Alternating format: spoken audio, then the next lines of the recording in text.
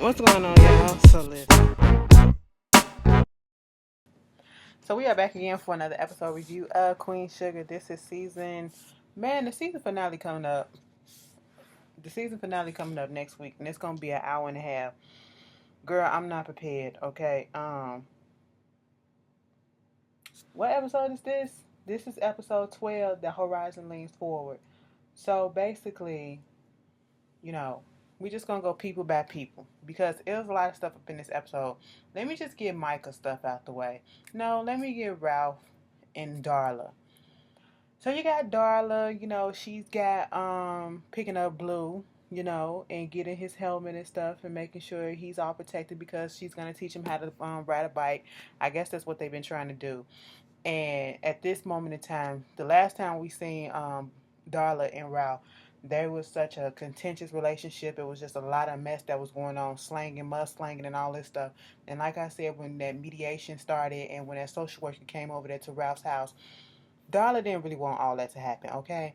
That was her mother. As soon as the mother leaves the picture, go back home, we see them come together like mature adults and just get this situation on par.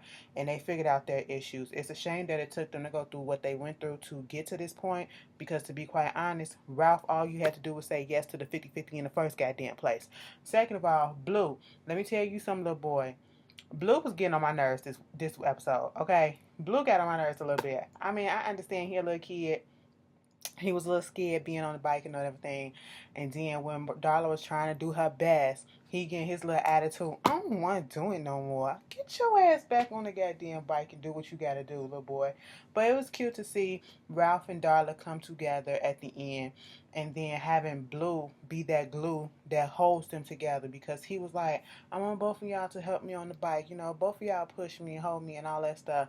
And they obliged him, and he learned how to ride his little bike. They hugged each other, and for a moment they forgot that they were not that they were in this battle with one another. Okay, they just realized that they were just two parents and they used to have real feelings for each other, and deep down inside those feelings are still there. It's just masking it's being masked by a lot of hurt. That's basically what's going on with them. And so, with that being said, they sat down, they discussed the custody, the 50-50 agreement. She was okay with it, he was okay with it.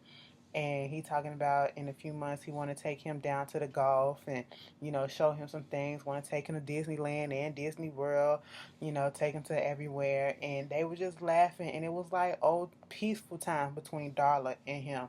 And I feel as though if they keep on this path, everything will be okay for the most part with them. Do I see them getting back together?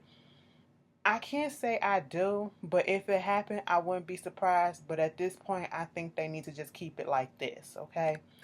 The whole thing with Micah's situation, Micah is in his feelings because of what's happening to Ant. Ant is the boy that got arrested at school. He got arrested because his lighter was left at the scene, and it had his prints on there, and because he's already in the system. And so, he's been trying to contact Ann. He's been trying to contact the girl that's in the group and all the other boys, the other two boys that's in their little clique. And nobody is answering the phones. Everybody is on radio silent. He meets up with one of the dudes and basically got a rude awakening. Like, you trying so hard to be down, but you will never understand and fit in with us because of what Ann is going through. He's on house arrest. Had it been you, even if you would have got on house arrest, you living in that big ass house, what's that gonna do? Okay, that's better than what he got. That's still living in the life of luxury. That's still your little privilege that you have. Um, and then given that, he was like, that picture, your challenge, your privilege is to be taking the picture and not actually be in the picture. Bitch, when he told him that shit, I said, damn.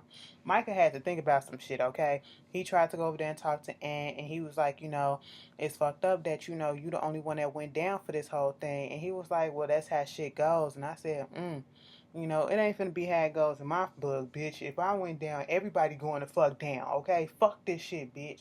But he did take responsibility in the fact that the reason why he got caught is because he left his lighter. That's it. And that really is the reason why he got caught. But that just shows his character and how he is with his people because he didn't trick off on the other one. So, I can respect that. Cause snitches get stitches, bitch. You know what I'm saying? But he might be getting 6 months in juvie and all that stuff. And it's just a real the parallel of them talking about putting a young boy in jail or juvenile detention or whatever, and giving the story that's going on, the storyline that's going on with Charlie and woo shit, excuse me, y'all. Apple cider vinegar. Some of y'all hoes take this shit, y'all too weak. Okay, y'all weak as fuck because y'all gotta take it with water. I take that shit straight like a motherfucking shot with no goddamn chaser, bitch. Get that shit over with. It'll fuck you up in the inside, but bitch, it'll make it feel all good. Anyway, moving on from that, yeah, with the parallel that's going on with Charlie in the prisons, okay? Here we are talking, trying to keep black kids and black boys and black people out of the prisons, and that's what the whole argument is. And then you have this whole situation going on with the prison being trying to be built up, and they trying to get the votes and stuff like that. And then you have this parallel with this little boy who is possibly going to a prison because just because they say he might get juvenile, that don't mean that they might fuck around and get a judge or a prosecutor or whatever that try to charge him as an adult. You just never know how this system may go. So with Charlie, oh, Charlie can't catch a break for shit, y'all. Okay, so the lady wasn't really playing her, or I'm not. It's time for the council meeting, okay? Prosper was on the phone with his people and his daughter, whatever, trying to tell her, it's all to the good. Because Prosper thinking that he gonna get his house back and everything is gonna be okay and whatever. And Charlie had to go ahead and tell him, listen, because they wanted Charlie to be a part of the council meeting and everything. And she was like, I don't want them thanking me or whatever. I sold the meal. Okay, I sold the meal for us. Prosper was over it, and of course, Prosper told the other people, and Prosper knew and understood at one point. At first, he was upset, but he got it that, Charlie was doing it for them and not for her own selfish reasons. But of course, the other farmers aren't going to look that way. So when they go to the council meeting to make that council vote, that the final vote as to whether or not this prison is going to be built up, when Charlie stands up, because Ralph was like, stand up and say something. Charlie stands up and she gives this powerful speech. Before she even gets fully into the speech and she starts pointing out some things about why the fuck you doing this and, why we need these prisons and the black bodies that's going to be in the prisons and all this stuff. Before she can get that deep in it, baby, them farmers, especially the black ones, they were not here for Charlie. They said, bitch, you saddle with him. You a hypocrite. Shut the fuck up. Sit your ass down. You got your goddamn nerves. Bitch, I'm listening to the audience like... So after that, she just went in and let it rip. What is your minimum wage? Okay, yes, I understand this. I did this, but I did this because I was trying to protect my people, because I was trying to stop all the bullshit that's been happening, trying to stop the lands being taken away. But as you can see, these motherfuckers are goddamn grimy. They went on ahead and found another way to do this shit, okay, and they still played us. I put forth the effort to try to help, and then look what's gonna happen. It back fucking fired, but at least I did something, okay? It wasn't for my reasoning. If it was just for my reasoning, bitch, I wouldn't be here trying to save y'all, okay? You see what y'all trying to do with these prisons? You ain't trying to bring no community to this shit. You trying to take the community out of this community and put it up in these prisons. You trying to take the soul and the heart out of these prisons, or out of this community and put it in these prisons, okay? That's what you trying to do. Black bodies out of this black community and put it in this goddamn white ass prison for profit, okay? And what's the minimum wage? You ain't finna give them no raise or whatever. Plus, you got the free labor of the prisoners that's gonna be in there. Bitch, Charlie went the fuck off, and you would have swore, because the whole room went up for her at this moment in time. She won everybody over. So we thought. She going to the bathroom, bitch, and Sam Landry's sister, the one that we thought played her, she left out because she was kind of shocked a little bit. So I figured that much about the vote. But I'm still side-eyeing the fuck out of her, especially after next week, on the preview for next week, when Sam Landry was like, how can you trust a woman if she can turn her back on her own brother? Imagine what she can do to you. I said, bitch, keep that bitch in your crosshairs, okay? First of all, I went into business with that hoe. But second of all, I'm just gonna keep my eye on her like, bitch, I want you to make the wrong move. She giving every time she say something, it's giving off the impression. I don't know if they doing this on purpose to make it seem like she playing Charlie, and she probably really not. Because she wanted her to vote. She wanted her to get them seats from Colton, and that's what she got, them shares, and then to vote on the prison thing. But they missed the deadline. And then in the bathroom, they had a little conversation where she was like, the deciding vote would be Ward. She probably this Ward would do it, okay? And soon as they get out there, it was 3 against 3, and Ward was the deciding factor for whether or not to have the prison built or not, and she decided for it. And so she was looking at this moment. You see that the sister actually looked a little bit defeated, like, ain't this about a bitch too, you know? And so it was a touching moment to see Nova actually get up and come over there and give her a hug, because they had their relationship been off ever since the Remy situation. And when Vi found out about it, Vi was looking like, bitch, are you serious? You out here fucking your brothers, your sisters leftover and shit like that? That's fucked up. And she was like, have you ever made a mistake that you wish you could have taken back and that you try to correct all the time?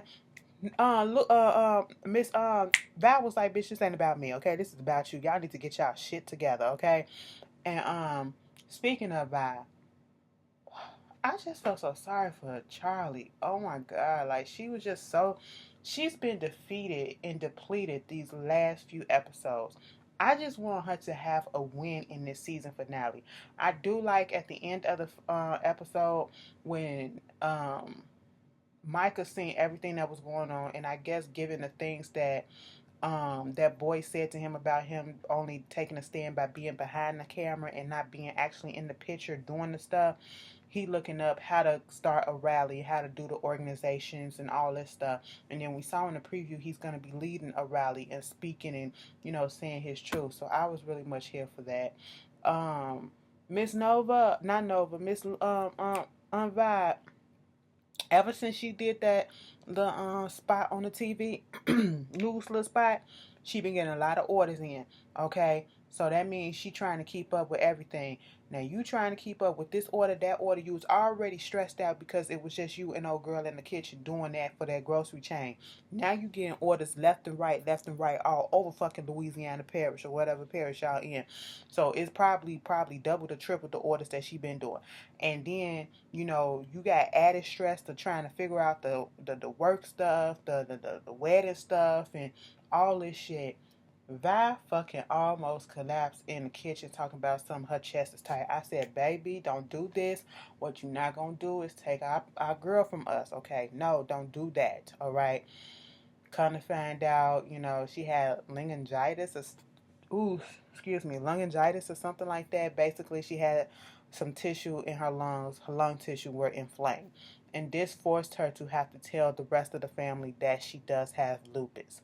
And of course, they were concerned. They was a little upset that she kept it from them, but they were more so concerned. And I'm glad that Charlie didn't make it a big thing and be like, how come you told Nova and you didn't let anybody else know, and get on Nova's ass? Because that's how they usually do.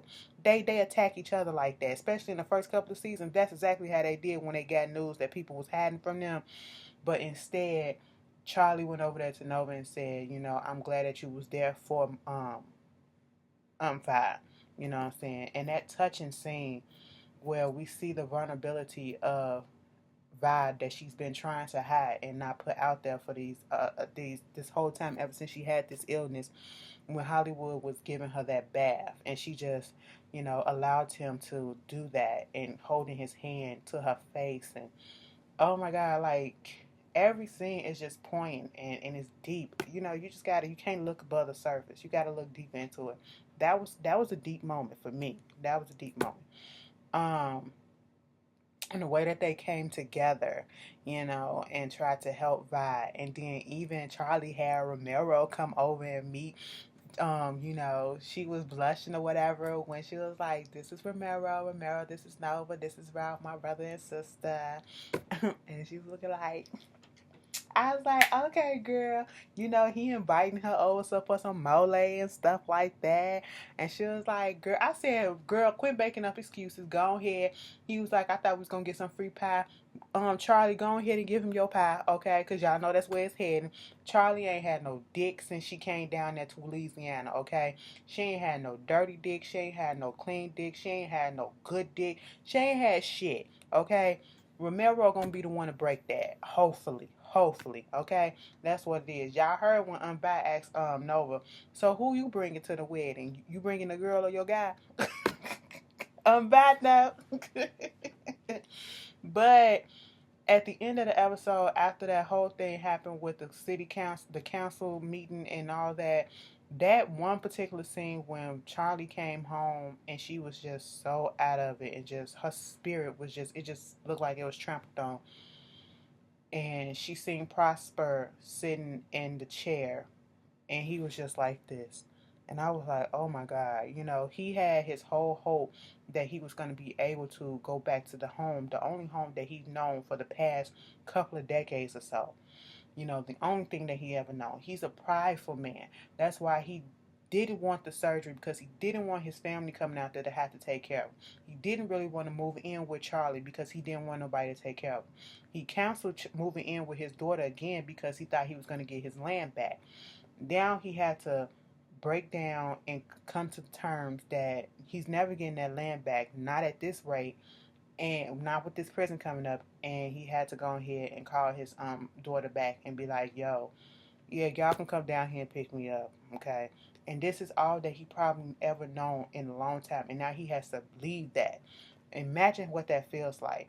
He probably feel like a failure, you know, at this late age and state in his life. He probably feel like a failure, and that was the fucked up part about it. But if I missed anything, put it down in the comments.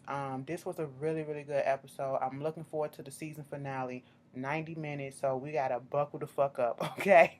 Oh, I got a feeling they gonna have us going through one, you know?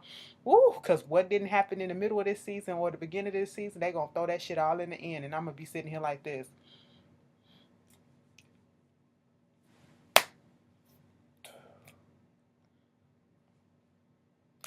Just going through all the motions, okay? But anyway, y'all tell me how y'all felt, and I will see you guys later. Peace.